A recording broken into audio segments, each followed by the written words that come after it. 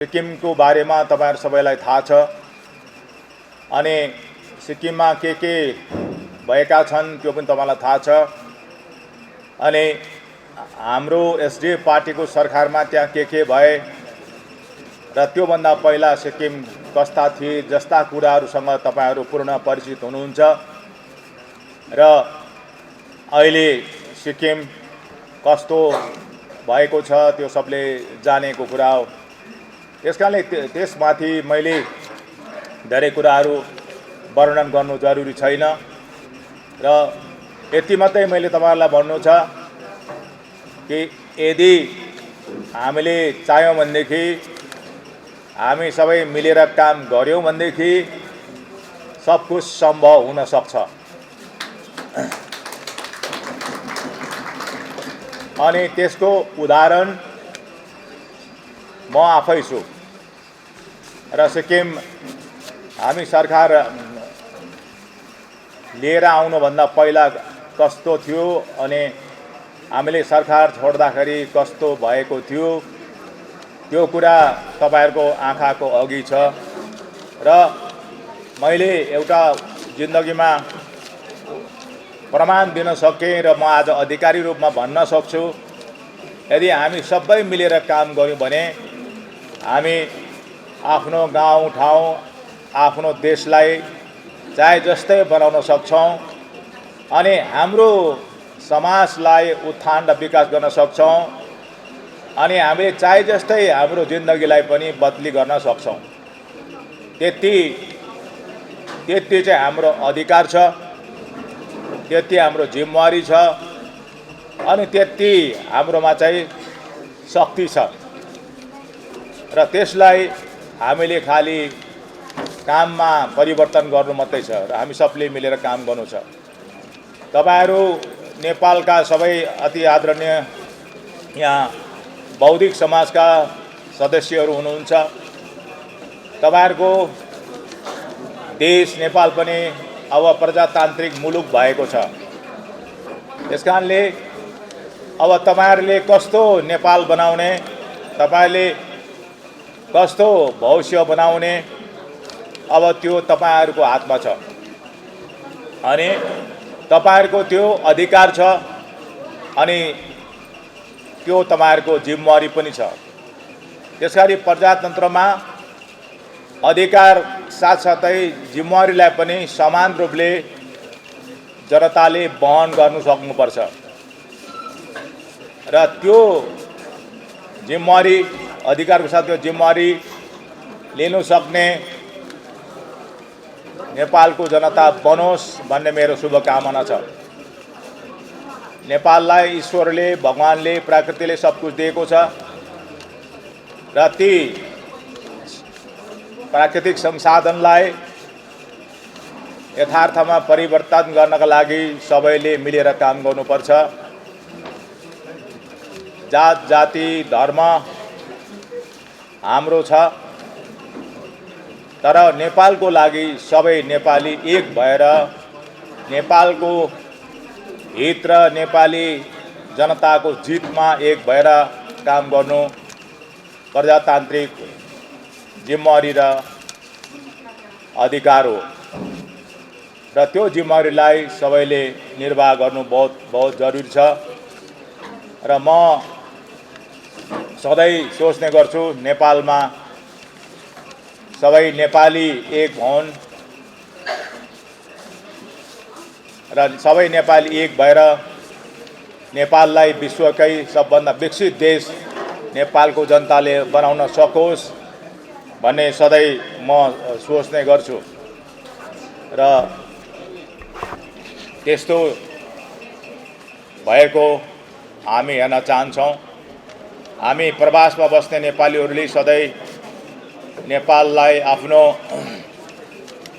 मूल थलोलाई आफ्नो पितृभूमिलाई आफ्नो किपटलाई हामी सधैं माथि हेर्ने गर्छौं र नेपालबाट हामीले धेरै कुराको आशा हामी गरेका हुन्छौं। नेपालबाट धेरै कुरा सिक्न हामी चाहन्छौं र त्यस्तो आस्थाको केन्द्र नेपाल हो। हाम्रो हाम्रो राजनीतिक अथवा हाम्रो नेसनालिटी मिल्दैन। हामी भारतीय नेपाली हौं, हामी भारतीय नेपाली र हाम्रो राष्ट्रियता भारतीय हो। तर हामी भाषा र संस्कृतिले हामी एउटै नेपाली हौं।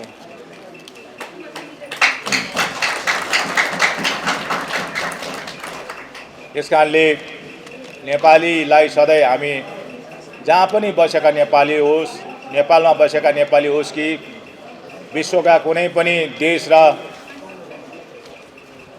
स्थानहरूमा बसेका हुन्, सबै नेपालीलाई आफ्नो लाग्छ, न्यानो लाग्छ।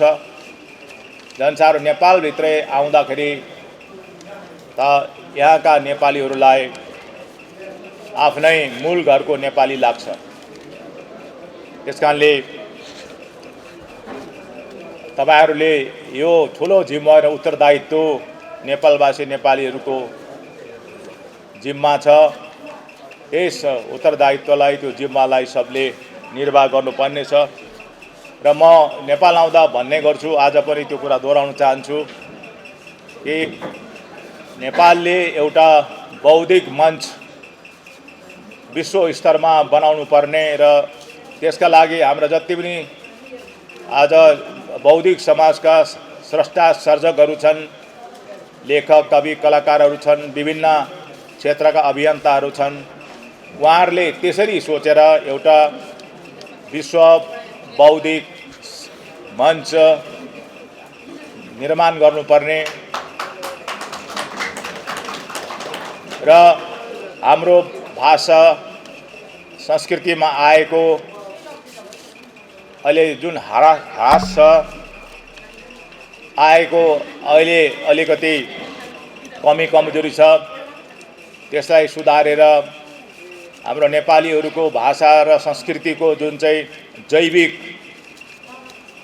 भाषा र संस्कृतिको जुन चाहिँ हाम्रो जैविकता छ, त्यसलाई सुरक्षा गर्नुपर्ने र हाम्रो भाषा र संस्कृति पनि, नेपालीको भाषा र संस्कृति पनि अहिले अलिक हाइब्रिड जस्तो भएर गइरहेको छ। अनि यो चाहिँ राम्रो लक्षण होइन। त्यसकारणले हाम्रो भाषाको जुन चाहिँ मूल आत्मालाई कसरी बचाउने, भाषालाई कसरी हामीले बचाउने, त्यसमाथि हामीले बहुत चिन्तन गर्नुपर्छ। नेपालमा जसरी भाषा बोलिन्छ त्यसरी विदेशमा बोलिँदैन। विदेशका विभिन्न राज्य प्रान्तहरूमा आफ्नै प्रकारले बोलिन्छ र नेपाली भाषा शुद्ध भाषा त्यहाँ बोलिए भन्ने त्यहाँका नेपालीहरू बुझ्दैनन्। अनि त्यस्तो खालको अहिले नेपाली भाषाको दशा भएको छ। त्यसकारणले सारा संसारमा नै हामीले नेपाली भाषालाई कसरी हुन्छ हामीले बचाउने काम गर्नुपर्ने छ र भाषा र संस्कृतिसँग संसारभरिका नेपालीहरूलाई जोड्नु बहुत जरुरी छ। त्यसो भए मात्रै हाम्रो नेपाली जाति सधैँ अमर भएर विश्वमा बाँच्ने छ र भाषा र संस्कृतिले नेपालीहरूलाई विश्वमा सधैँभरि एउटा जातिको रूपमा बचाएर राख्नेछ, सुरक्षा गरेर राख्नेछ। र त्यस दिशातिर आज हामी बदलिने समय आएको छ। त्यस दिशातिर हामीले काम गर्नुपर्ने समय आएको छ र त्यतातिर आजको यो बौद्धिक समाजले सोचिदिनुभयो भने अवश्य पनि यो एउटा भविष्यको लागि फलदायक यो सभा हुनेछ, यो हाम्रो जमघट हुनेछ भन्ने मलाई ठुलो आशा लागेको छ। हामीले सिक्किममा नेपाली भाषा, साहित्य, संस्कृतिको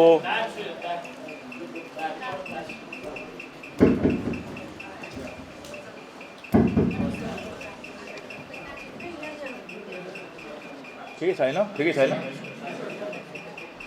हामीले सिक्किममा नेपाली भाषा, साहित्य, संस्कृतिको क्षेत्रमा निकै काम गर्ने कोसिस गरेका छौँ।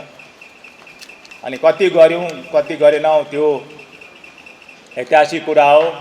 अनि त्यो अहिले धेरै गरेँ र हामीले गरेनौँ भन्ने कुरा होइन, त्यहाँ के भएका छन् त्यो सबलाई थाहा भएको कुरा हो।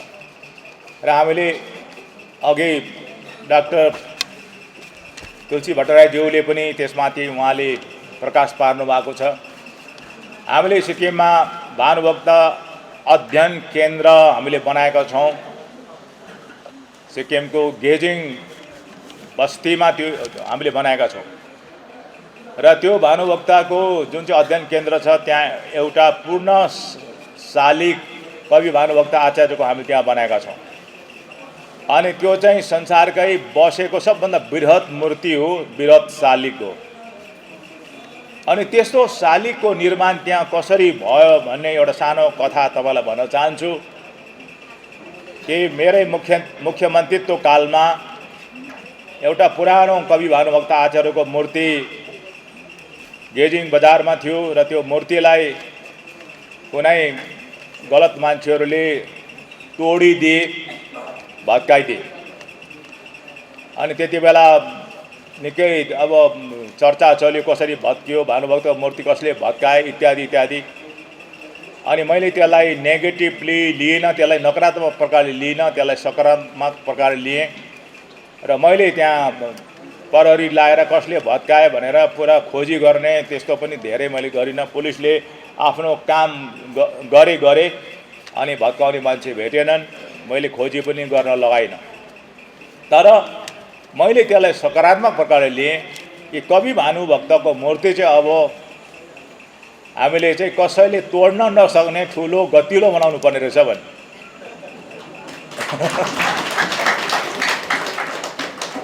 अनि हामीले यति ठुलो मूर्ति बनायौँ कि अब त्यो कवि भानुभक्तको मूर्ति भत्काउनलाई त अब त्यसरी सकिँदैन। त्यहाँ कि चाहिँ त्यसलाई अब प्लास्टिक लगाएर पड्काउनु पर्यो, नत्र त्यो हम्मरले या त अरू कुनै कुराले काटेर लडाउन सकिँदैन।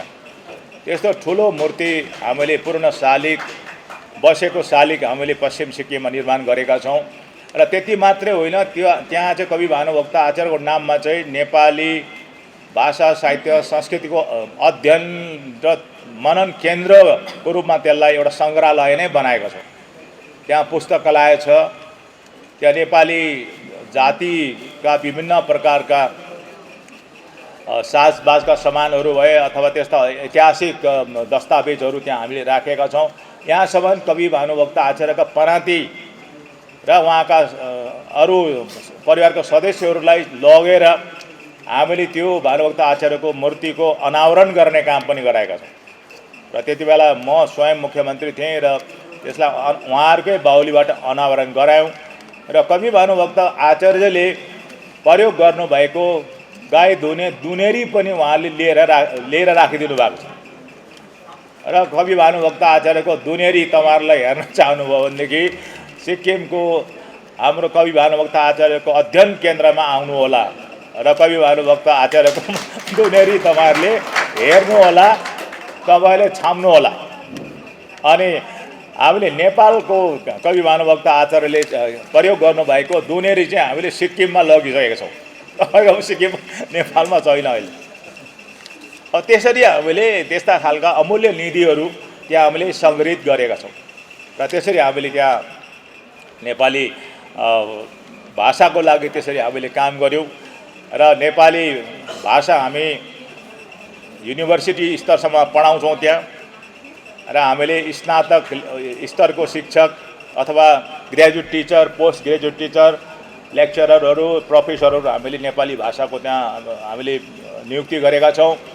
र कलेज स्तरसम्म, युनिभर्सिटी स्तरसम्म नेपाली भाषा पढाइन्छ। अनि नेपाली भाषा भारतको 8औं अनुसूचीमा मान्यता पाएको भाषा हो, तपाईहरु सबलाई थाहा छ। अनि यूपीएससीको एक्जाममा पनि तपाईको नेपाली भाषामा लेख्न पाइन्छ, पार्लिमेन्टमा पनि नेपाली भाषामा बोल्न पाइन्छ। अनि नेपाली भाषा चाहिँ सिक्किमको अफिसियल ल्याङ्ग्वेज हो अथवा अफिसमा कार्यालयमा चल्ने भाषा अफिसियल ल्याङ्ग्वेज हो। र यो प्रकारले नेपाली भाषालाई हामीले हाम्रो सम्पर्क भाषाको रूपमा एउटा सिक्किममा हामीले नेपाली भाषालाई प्रयोग गर्छौँ, यो तपाईँहरूलाई जानकारी म दिन चाहन्छु।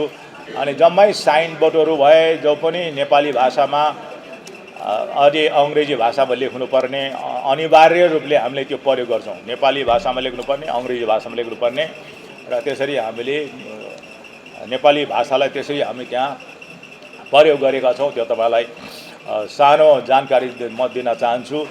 र यो प्रकारले सिक्किममा हामीले नेपाली भाषाको काम गरेका छौँ। अनि तपाईँलाई म जानकारी दिन चाहन्छु, हामी संस्कृत महाविद्यालय पनि सिक्किममा हामीले स्थापना गरेका छौँ।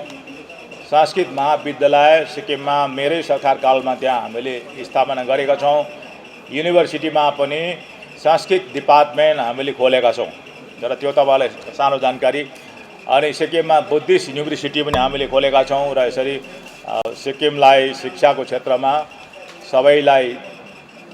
सबै विषयमा त्यो हामीले काम गरेका छौँ। र शिक्षाको क्षेत्रमा म तपाईँलाई जानकारी दिन चाहन्छु, युनिभर्सिटीसम्मको शिक्षाको क्षेत्रमा चाहिँ सबै कुराहरूको हामीले सम्बोधन गरेका छौँ शिक्षा क्षेत्रमा चाहिँ। र कुनै पनि त्यहाँ सिक्किममा जन्मेका विद्यार्थीहरूले कलेजसम्म पढ्नका लागि चाहिँ आमा बाउले या त प्यारेन्ट्सले एकै पैसा खर्च गर्नु पर्दैन, फ्री एजुकेसन छ कलेजसम्म। अनि यो सबै मेरै सरकारकालमा हामीले गरेका हौँ। र प्राइमेरी लेभलसम्म अथवा प्राथमिक स्तरसम्म चाहिँ विद्यार्थीहरूलाई सरकारले सबै कुरा निःशुल्क प्रदान गरिन्छ। युनिफर्म, खाता, किताब, जुत्ता, मोजा, झोला, छाता सबै कुरा फ्रीमा हामी दिन्छौँ। अनि दिनमा एकपल्ट भोजन पनि नानीहरूलाई दिन्छौँ प्राइमेरी लेभलसम्म फ्रीमा। अनि यसरी हामीले शिक्षालाई कलेज स्तरसम्म हामीले फ्री गरेका छौँ। र त्यसरी शिक्षाको क्षेत्रमा हामीले जोड लगाएका छौँ। अघि यहाँ डाक्टर भट्टराई साहबले भन्नुहुँदै थियो कि पञ्चतत्त्व चाहिँ के हो भन्दाखेरि उहाँले भन्नुहुन्थ्यो छाना, माना, नाना, शिक्षा र स्वास्थ्य भनेर विवेश्वर प्रसाद कोइरालाज्यूले भन्नुहुन्थ्यो भनेर उहाँले भन्नुहुन्थ्यो। र उहाँले भने जस्तै तपाईँले सिक्किममा पनि काम गर्नुभयो भनेर उहाँले मलाई भन्नुहुँदै थियो। अनि हाम्रो सिक्किममा चाहिँ तपाईँलाई सानो जानकारी मात्रै कि सबै जनतालाई चाहिँ बुनियादी सुविधा हामीले पुरा गरेका छौँ। बुनियादी सुविधा र भारत देशमा चाहिँ बुनियादी सुविधा अथवा बेसिक मिनिमम निड्स पुरा भएको राज्य चाहिँ सिक्किम मात्रै हो। सिक्किम मात्रै हो। कोही मान्छे घर बिनाका कोही छैनन्, कच्चा घरका भएका कोही छैनन्, सबै पक्का घरमा बस्ने, बिल्डिङमा बस्ने, घरमा पानी, बिजुली, बत्ती पुगेको सबै घरमा, सबै गाउँमा सडक पुगेको। अघि उहाँले 15 मिनटमा चाहिँ मात्रै हिँड्नुपर्छ उहाँले भन्नुहुँदैछ। अब 15 मिनट ठिकै उहाँले भन्नुभयो, कहीँ पनि हिँड्न पर्दैन, आधी घन्टाभन्दा बेसी कहीँ हिँड्नै पर्दैन। र सबै गाउँमा प्रत्येक पञ्चायत वार्डमा गाडी पुगेको छ। र भारत देशमा सबभन्दा बेसी सडकको घनत्व भएको राज्य चाहिँ सिक्किम हो। आज तपाईँहरूलाई खुसी लाग्नुपर्छ यो कि एउटा पहाडी राज्यमा सबभन्दा बेसी बाटो भएको र सबभन्दा बेसी बाटो भएकोले गर्दाखेरि हामीले राष्ट्रिय पुरस्कार पनि पाएका छौँ। यी सडकमा सबभन्दा बेसी बाटोको राज्य पुरस्कार पनि हाम्रो सरकारले त्यति बेला पाएको छ। र त्यसरी हामीले हाम्रो सिक्किममा काम गरेका छौँ। अनि सिक्किम चाहिँ आज तपाईँहरू सबलाई म विनम्रतापूर्वक जानकारी दिन चाहन्छु कि एउटा पहाडी राज्य, एउटा हिल स्टेट कस्तो हुनुपर्छ भन्ने हाम्रो देशको चाहिँ एउटा सिक्किम चाहिँ मोडल हो। यो चाहिँ मोडल हो, एउटा उदाहरण हो कि पहाडी राज्य कस्तो हुनुपर्छ भन्ने, त्यो चाहिँ एउटा मोडल हो। अनि सिक्किम चाहिँ स्वच्छ राज्यको पनि मोडल हो, अर्ग्यानिक स्टेटको पनि यो चाहिँ विश्वमै उदाहरण हो, र शान्ति र सुरक्षाको क्षेत्रमा पनि उदाहरण हो, र लैङ्गिक भेदभाव नभएको राज्य, तपाईँको एकदमै सामाजिक न्यायपूर्ण राज्य सिक्किम हो। र आज यो चाहिँ एकदम मैले यहाँ जनाउनु मलाई कर लाग्छ कि हाम्रो सिक्किम, यहाँ तपाईँहरूलाई पनि यहाँ गलत सन्देशहरू उतादेखि आउने गर्छ नेपालमा पनि। त्यस कारणले तपाईँहरू सबलाई म जानकारी दिन चाहन्छु विनम्रतापूर्वक कि हाम्रो सिक्किम यस्तो राज्य छ कानुनी तौरमा चाहिँ सिक्किममा चाहिँ सबै सिक्किमका भुटिया लेप्चा नेपाली तीनै जातिलाई चाहिँ हाम्रो सिक्किममा मेरो सरकार कालमा समान रूपले सबले समान सुरक्षा पाएका छन्। सिक्किममा सबै जात जाति धर्मावलम्बीले या त दुईटै लिङ्गले समान रूपले सुरक्षा पाएका छन्। पञ्चायतमा सिटको सुरक्षा सबले पाएका छन्, नोकरीमा सिटको सुरक्षा सबले पाएका छन् अनि उच्च शिक्षामा पनि सबले समान रूपले सुरक्षा पाएका छन्। र सिक्किममा चाहिँ सुरक्षा बिनाको कोही छैन, रिजर्भेसन बिनाको कोही पनि छैन र यो सबलाई रिजर्भेसन दिएको छ। 80% अथवा 80% सिटको रिजर्भेसन छ र खालि 20% मात्रै ओपन छ या त खुल्ला छ। त्यसमा चाहिँ कम्पिटिसनबाट प्रतिस्पर्धाबाट चाहिँ त्यसमा 20%मा चाहिँ मान्छे छानिन्छन् त्यहाँ, तर 80% सिट चाहिँ रिजर्भेसन छ र सबैलाई बराबरी रिजर्भेसन दिएको छ, जनसङ्ख्याको आधारमा दिएको छ। त्यसो हुँदाखेरि चाहिँ अब सिक्किममा जातको नामले जातको कारणले कोही पनि तपाईँको रिजर्भेसनदेखि बाहिर हुन नपर्ने भयो, जातको कारणले कोही पनि ठगिनु नपर्ने भयो। हाम्रो समाजमा छ नि तपाईँलाई थाहा छ त हाम्रो समाज कस्तो छ, यो तपाईँलाई थाहा छ। र त्यो समाजमा हाम्रो सिक्किममा चाहिँ त्यसरी त्यो के अरे वर्गको कारणले या त जातको कारणले फरवर्ड क्लास र ब्याकवर्ड क्लासको कारणले कोही पनि त्यहाँ तपाईँको रिजर्भेसनदेखि बाहिर कोही छैन, सबलाई हामीले रिजर्भेसन दिएका छौँ। र जम्मै गरिबका घर हामी बनाउँछौँ, कुनै जात हेर्दैनौँ, हामी गरिबलाई मात्रै हेरेर। र त्यस्तो प्रकारले हामीले सिक्किममा काम गरेकोले गर्दाखेरि चाहिँ सिक्किम आज तपाईँलाई जानकारी दिन चाहन्छु कि गरिबी मुक्त भएको छ, गरिबी मुक्त छ। र तपाईँलाई जानकारी सिक्किमको जनता गरिबी मुक्त मात्रै होइन, सेकेन्ड वर्ल्ड वारको बादमा, दोस्रो विश्वयुद्ध बादमा चाहिँ सबभन्दा छिटो गरिबी घटेको राज्य चाहिँ सिक्किम हो। यो मेरो रेकर्ड होइन, यो चाहिँ वर्ल्ड ब्याङ्कको रेकर्ड हो यो। र दोस्रो चाहिँ क्युबा हो, अनि क्युबा पनि सबभन्दा छिटो गरिबी घटेको छ। पहिलो चाहिँ सिक्किम हो। र त्यसरी सिक्किममा हाम्रो काम भएको छ। र त्यो तपाईँहरूलाई मैले छोटकरी दिएर यसो सब हुनुको कारण के हो भनेदेखि चाहिँ हामीले 25 वर्ष गभर्मेन्ट चलाउँदाखेरि हाम्रो सरकारले हामीले सिक्किमको जनताको आवश्यकतालाई प्रायोरिटी दिएर हामीले काम गर्यौँ। हामीले राजनीतिलाई प्रायोरिटी होइन, भोट ब्याङ्क बनाउने होइन, तर जनताको कसरी सेवा गर्न सकिन्छ, कसरी गरिबी खत्तम हुनसक्छ, सबले समान रूपले सबैको समाजको कसरी उत्थान हुनसक्छ, जाति एकता र सद्भावना कसरी बढ्न सक्छ भन्ने उद्देश्यले हामीले काम गर्यौँ। र त्यसो हुँदाखेरि सिक्किम आज एउटा उदाहरणीय राज्य देशको बनेको छ। त्यो तपाईँहरू सबलाई म जानकारी दिन चाहन्छु।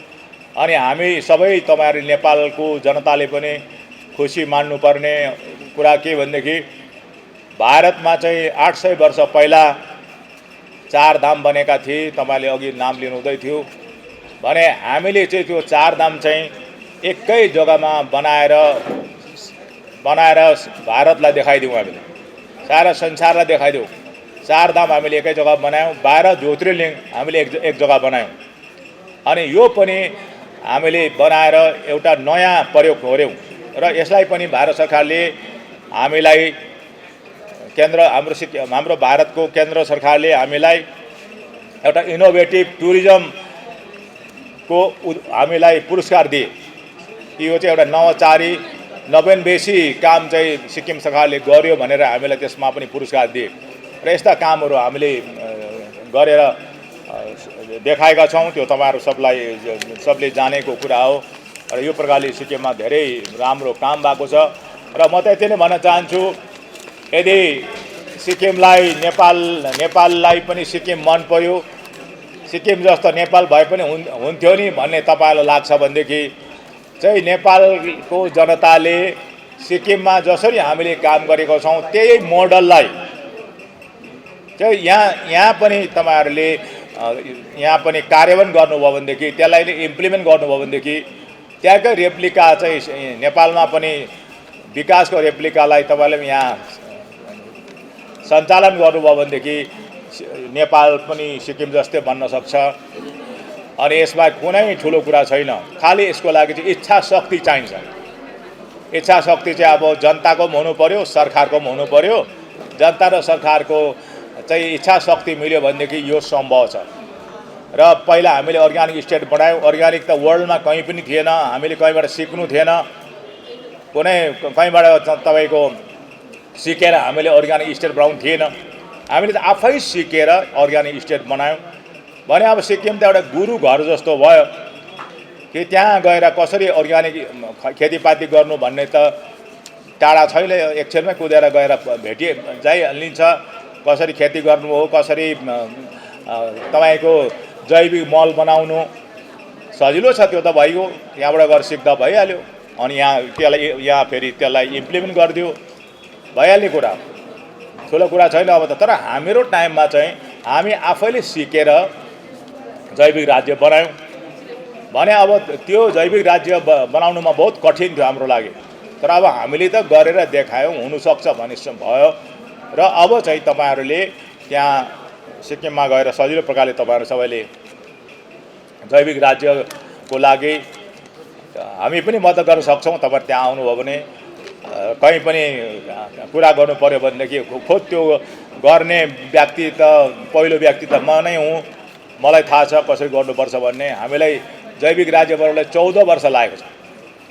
जसरी रामचन्द्र भगवान 14 वर्ष वनवास गए तपाईँलाई थाहा छ, हामीले त्यसरी 14 वर्ष रामचन्द्र भगवान वनवास गए जस्तै हामी पनि एकोरेर काम गऱ्यौँ। त्यसो गर्दाखेरि सिक्किम जैविक राज्य भयो, सिक्किमलाई विश्वले चिने, तपाईँहरू सबैलाई थाहा छ। र त्यसरी तपाईँहरूलाई सजिलो प्रकारले तपाईँले पनि नेपाललाई जैविक राज्य बनाउन सक्नुहुन्छ। र सबभन्दा सजिलो मलाई लाग्छ कि नेपालको पहाड खण्डलाई सबभन्दा पहिला जैविक राज्य आदि बनाउन सकिन्छ, सबभन्दा पहिला पहाड खण्डलाई। त्यसको बाद मधेसलाई गर्दा पनि भइहाल्यो। तर पहाड त सजिलै सकिन्छ, सिक्किमकै त्यहाँ रेप्लिका गर्दा भयो, त्यहाँ सिक्किममा गरिन्छ त यता गर्दा भइहाल्ने कुरा। त्यस्तो प्रकारले पनि अब हामी गर्न सक्छौँ। र त्यसरी तपाईँहरूले गर्नुहोला। र म अब लामो कुरा नगर्नु पर्यो तपाईँहरूसँग, है यत्रो टाइम छैन है। र यति नै आखिरमा तपाईँहरूलाई भन्न चाहन्छु, आज तपाईँहरूले मलाई यत्रो धेरै सम्मान दिनुभयो, यत्रो तपाईँले मलाई माया दर्शाउनु भयो, तपाईँहरूलाई म सबैलाई बहुत बहुत धन्यवाद दिन चाहन्छु। म पनि तपाईँहरूकै सन्तान हुँ।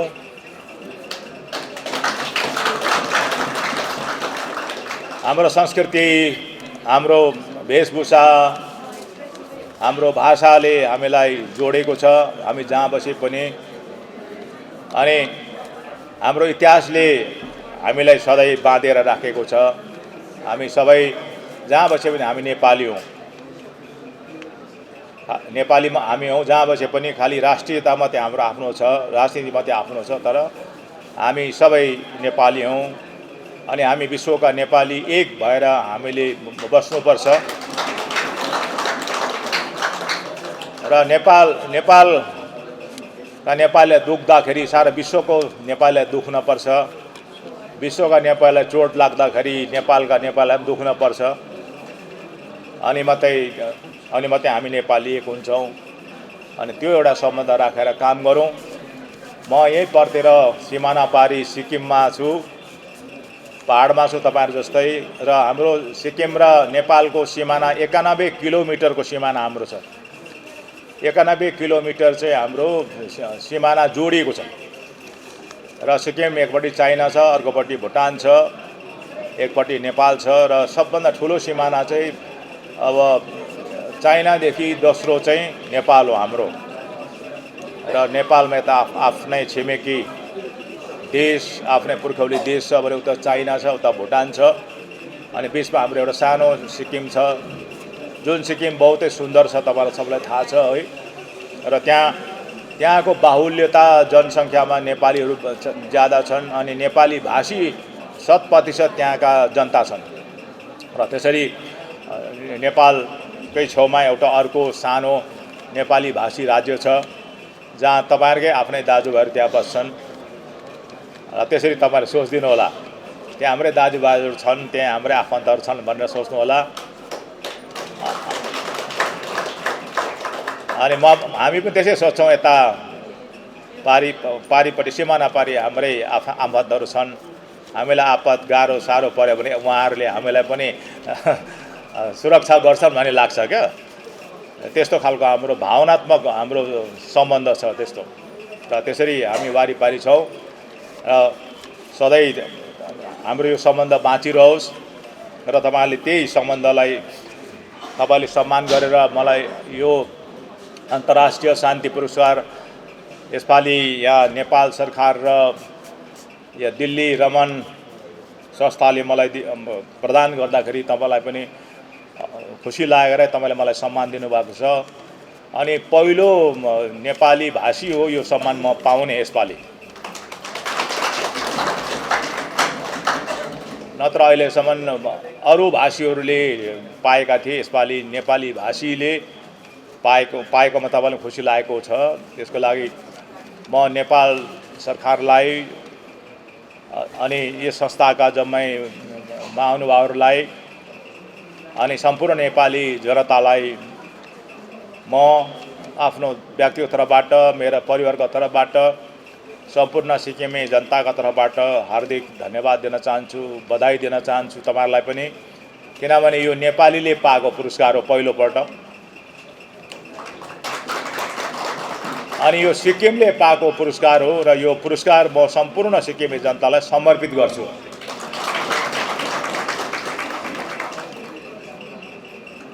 र आखिरमा आज सबै यहाँ उपस्थित हुनुभएका जम्मै महानुभावहरू हुनुहुन्छ, उहाँहरूको मैले अघि नाम लिइनँ। आज यस सभाको अध्यक्षता गरेर बस्नु भएको सबैलाई म मेरो तर्फबाट बहुत बहुत धन्यवाद दिन चाहन्छु। उहाँहरू हुनुहुन्छ अर्जुन प्रसाद बास्तोला जो गुरु हुनुहुन्छ, उहाँ त सायद अहिले जोइसक्नु भएको छ। अर्को सर्वश्री डाक्टर तुलसी भट्टराईज्यू, Shri blue मुकराङज्यू, doctor न्यौपानेज्यू, doctor Guman Singh कोइरालाज्यू, doctor Kulprasad कोइरालाज्यू, doctor मणि नेपाली, रमेश कोइरालाज्यू, महेश प्रसाईज्यू, डाक्टर रमेश सुवेदीज्यू, नवीन सुब्बाज्यू, उहाँहरू सबै हुनुहुन्छ। सबको नाम म लिन सकिनँ र उहाँहरू सबलाई पनि म आन्तरिक हृदयबाट धन्यवाद दिन चाहन्छु। र तपाईँहरूले यति धेरै मलाई सम्मान माया र यसरी मलाई तपाईँहरू सबैले अभिनन्दन चढाउनु भएकोमा बहुत बहुत धन्यवाद दिँदै तपाईँहरूसँग बिदा चाहन्छु। धन्यवाद।